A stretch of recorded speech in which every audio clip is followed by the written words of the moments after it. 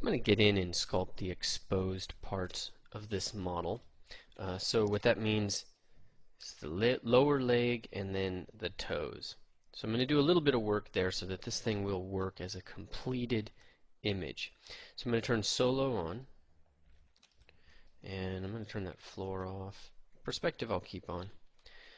Clay buildup, that's going to be on and in its default settings, and I'm going to, like I said, symmetry is on, but I'm going to go in and put a few anatomy notes in. I'm going to make sure my gastrocnemius is subservient to the tibia. Yeah. Make sure the soleus is in there doing its thing.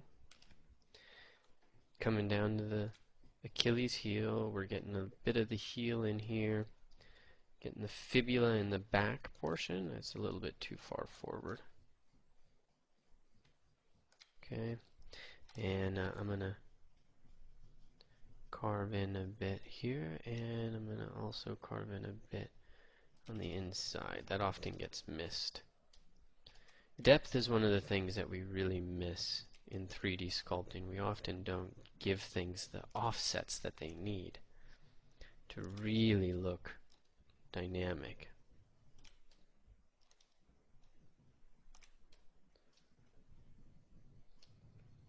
Okay, smoothing as I go.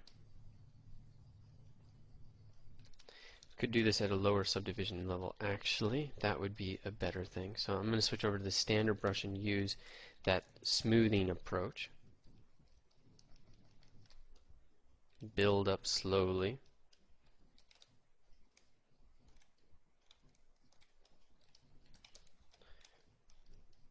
Okay, extensor digitorum longus.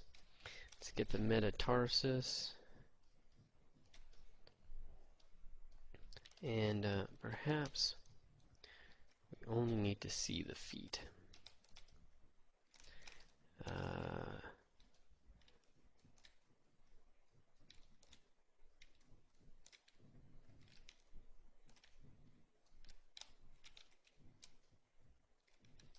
Okay.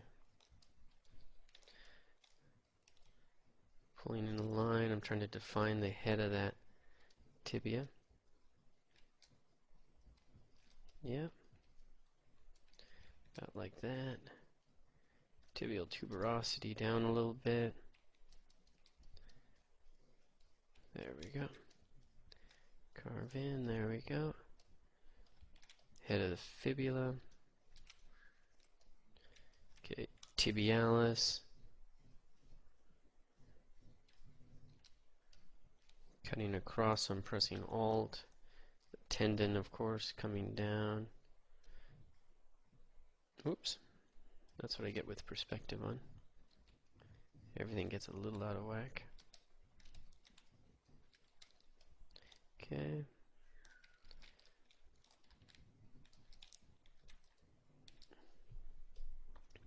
I'm just hitting and smoothing. And that's going to give me this natural rhythm and a real natural curvature here. This is one of the tricks that concept designers use. I see guys using all the time. Okay, to quickly create form. Fibularis. Okay, I'm separating the gastrocnemius from the head of the fibula right there. That's what that was. Soleus.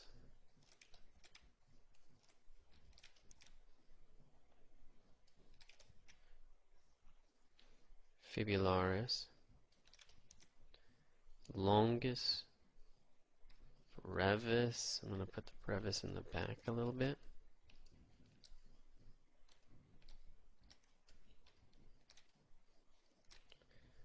Okay. Tibialis I indicated. I'm going to separate the tibialis from the extensor digitorum longus in the center. Okay, my brush is moving around a lot, but I should stop and make sure you're aware. It's not a lot that I'm doing. I mean, we have the tibia. So from a sculptural perspective, we're just getting the line of the tibia in there. All right, then I'm adding in the tibialis. I'm going to do this in simple language. Tibialis, extensor carpi longus. I'm sorry, the extensor digitorum longus. Fibularis in the back, going down along the fibula. Gastrocnemius and soleus. So what is that? That's 1, 2, 3, and 4 different forms, and they're all wedging in there with some sort of bone and tendon. Not a lot of complexity. Definitely manageable.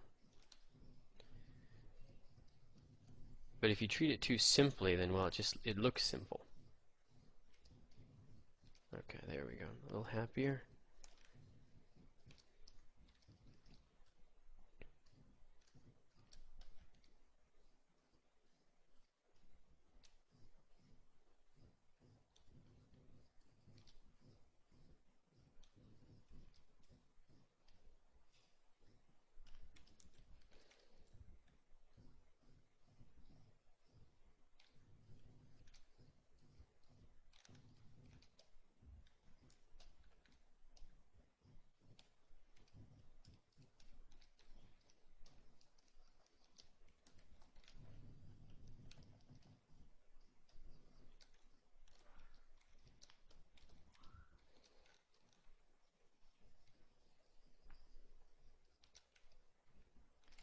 Okay, let's go up subdivision levels, see what that looks like. Okay, now in a normal, healthy person, we need that tendon to be broader. Of course, in a zombie, we're going to have all of this kind of desiccated.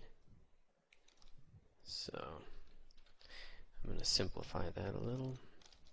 Let's smooth out this.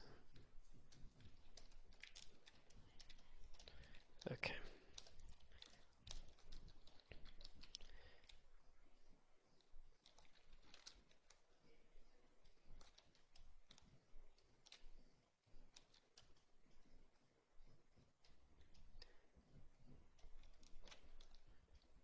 Okay. Let's get the metatarsus, which we were starting to do. In fact, let's get in here and be really clear about what we're doing with these bones. So let's look at this leg and kind of break this down onto the side. So remember, there are 3 parts that we want to be mindful of. So the first part we're going to call the tarsus or the tarsal bones. Okay, and then the second part is going to be the metatarsus. Okay, corresponding to the metacarpals. And then you've got the phalanges. Okay, so those are those 3 main parts. We already know that we've got the tibia coming around, and then the fibula and its form, all of that stuff. They're coming down and sitting on top of the foot. They are sitting essentially on top of the talus. Put it right in there. Okay, and then the talus is shooting off a little plane in the front, the navicular. Anyways, we don't need to focus too much on these things, what they are and all of that. But then we've got from there cuneiforms, which are still part of the tarsus, shooting out here a little bit. They might actually come in a little bit, and then let's say they set us up really for the rest of the foot. So that's so far the tarsus. Okay, from here we've got the metatarsus, which are really just like the metacarpals. They're going to shoot off at a bit of an angle, okay, come down and basically be the beginning of where all these toes are going to begin.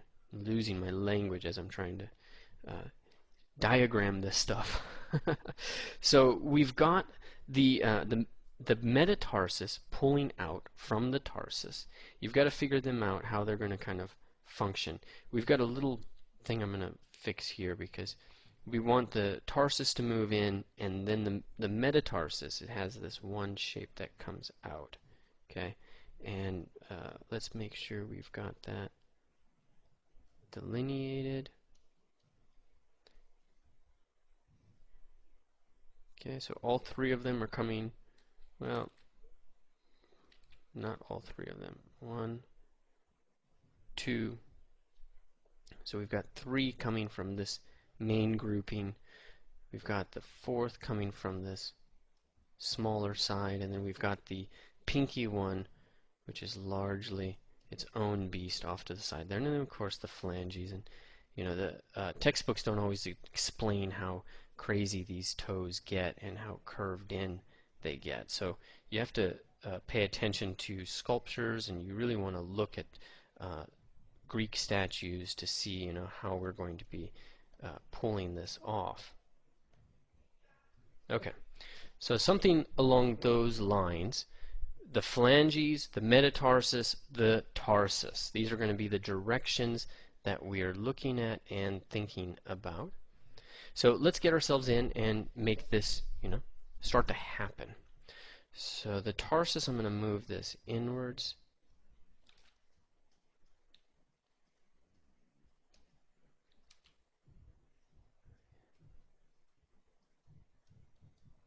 Okay, about like that. There we go.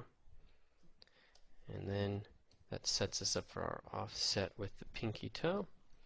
Okay. And standard brush. So I'm separating out the tarsus, the metacarpals, and the metacarpals from the phalanges.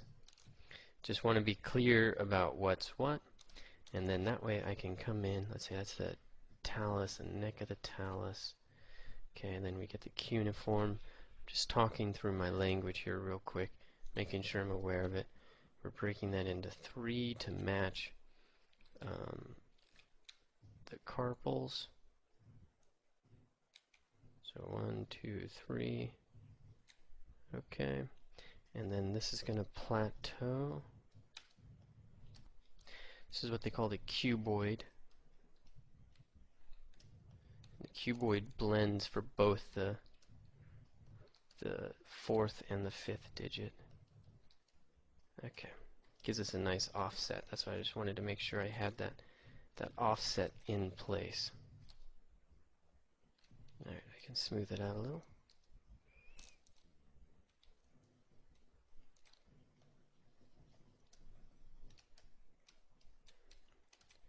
Okay, so tarsus, boom, boom, and then back, and then there we go.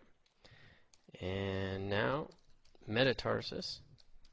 So I'm going to add a hit on the side.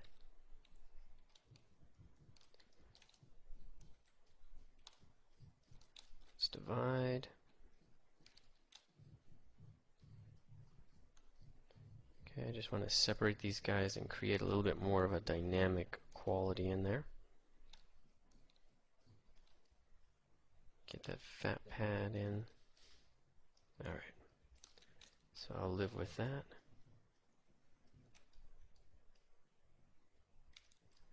Okay, some space. What are these guys going to look like?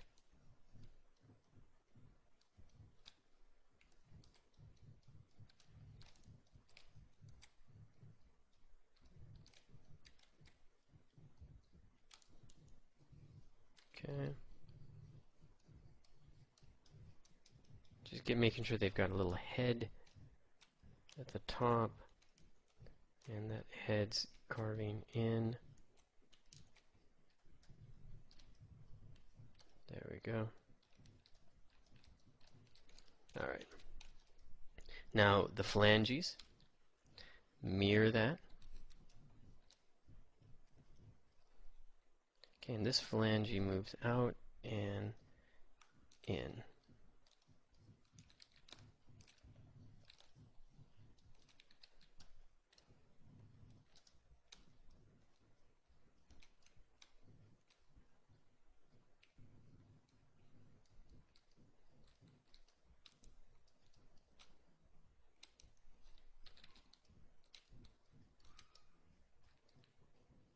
Okay.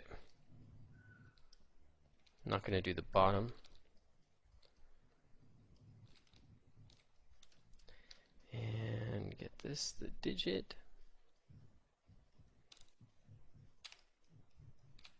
The digit. Okay, so we're talking about 1, 2, 3. So 1, 2, 3. 1, 2, and 3.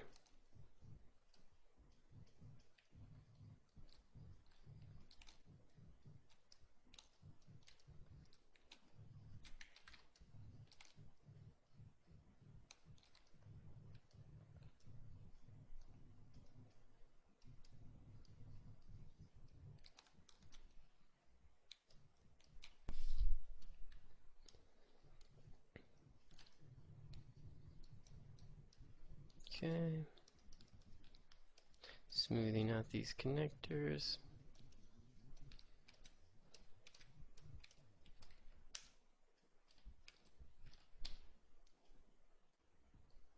Starting to look okay. Let's check. Yep, we've got a nice descent. That's really good. And the division works for me. So I just want to go in there and hit a couple of places where I think tendons would come in. So what I'll do is try to find the extensor digitorum longus. And remember, it's coming up here. It's really small. That's interesting. Turn lazy mouse off for that.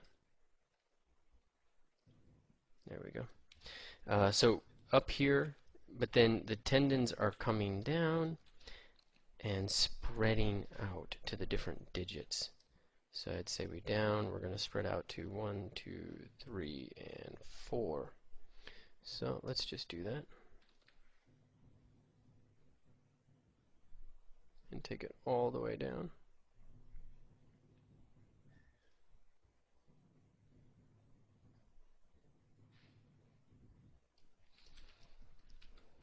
About like that. The tendon for our big toe is going to come from a different muscle. Okay, and then we're going to get some cross-directionality. These are coming from the extensor digitorum brevis. So that'll just add to a little bit of the complexity. Let's pull this back from the tarsus. There you go. Okay.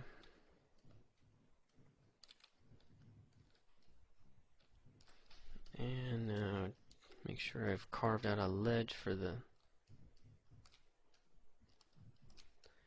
nails, and then really try to separate. And Damien standard brush might help because it'll really pull topology in. And again, our goal here is we just want to create some suggestions. I'm not going to really go in and touch the bottom of those. So I just need Damien standard brush to give me some nice edges.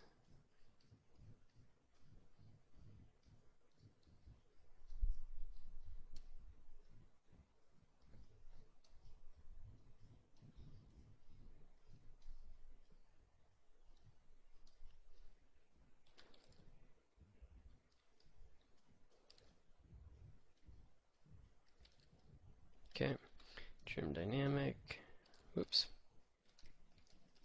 And you can spend more time. I'm going to really treat these rough and loose.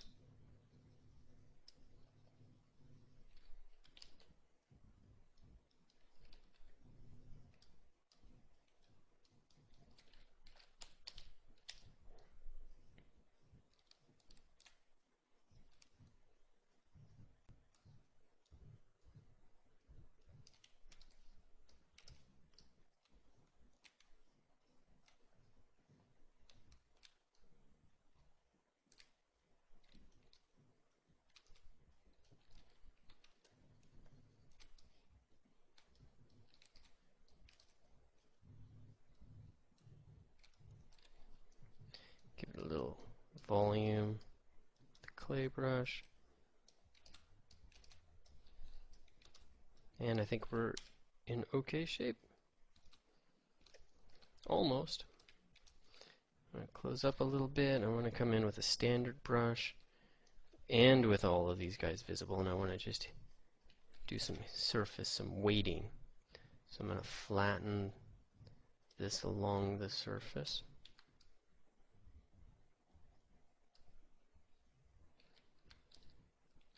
Make sure it really sits.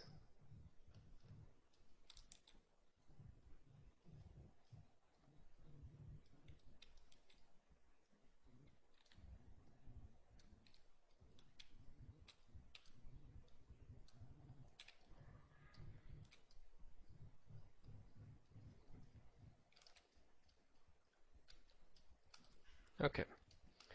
Something along those lines. It's about 13 odd minutes. Let me check how this is working out. See if I need to adjust anything. I want just enough to add some drama, and I'm going to come in with trim dynamic and just flatten. Just mess this up a little bit. And then smooth it out. I've already got the anatomy intact, so I feel comfortable doing this, but I just, for the zombie character, I don't want to leave, you know, a lot of smoothness.